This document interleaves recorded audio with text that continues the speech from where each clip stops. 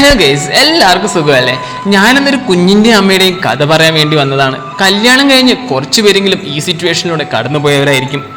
കല്യാണം കഴിഞ്ഞിട്ട് 5 വർഷം ആ വീട്ടിലൊരു കുഞ്ഞിൻ്റെ കരച്ചിൽ കേൾക്കാനില്ല. പക്ഷെ ഏറ്റവും വലിയ നിശബ്ദം അവളുടെ മനസ്സായിരുന്നു. സ്വന്തം അച്ഛനെയും അമ്മയും വിട്ട് ഒരു ആണിൻ്റെ കൈപിടിച്ച് പുതിയ ജീവിതത്തിലേക്ക് വന്നവൾ, ഒരു വീടിനെ സ്വന്തം വീടായി കരുതിയവൾ.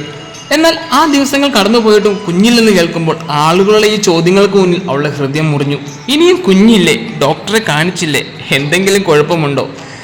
ചിലർ അവരെ നോക്കി പരിഹസിക്കും, ചിലർ അവർ കാരുണ്യത്തോടെ നോക്കും. പക്ഷെ ഓരോ വാക്കും അവൾ രാത്രിയിൽ ഒറ്റയ്ക്ക് കരഞ്ഞു തീർത്തു. പക്ഷെ ഒരു മനുഷ്യൻ മാത്രം അവളെ ഒരിക്കലും കുറ്റപ്പെടുത്തിയില്ല, അവളുടെ ഭർത്താവ്.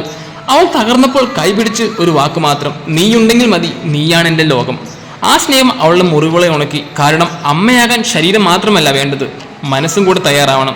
ഒരു ദിവസം ആ റിപ്പോർട്ട് അവളുടെ കൈകളിലെത്തി. അവൾ ഗർഭിണിയാണ്. 5 വർഷത്തെ കാത്തിരിപ്പ് വാർത്തകൾ കേട്ട നിമിഷം അവൾ കരഞ്ഞു. എന്നാൽ ഇന്ന് തൻ്റെ കുഞ്ഞിനെ കയ്യിലെടുത്തപ്പോൾ അവളുടെ കണ്ണിൽ നിന്ന് വന്നത് കണ്ണുനീരായിരുന്നില്ല, താൻ അമ്മയായെന്ന് ഈ ലോകത്തോട് വിളിച്ചു പറയുന്ന സന്തോഷത്തിൻ്റെ വെളിച്ചമായിരുന്നു. അതാണ് പറയുന്നത്, നമ്മളുടെ കൂടെ നിൽക്കാൻ ആരെങ്കിലും ഉണ്ടെങ്കിൽ അതിലും വലുത് ഈ ലോകത്ത് മറ്റൊന്നും തന്നെയില്ല.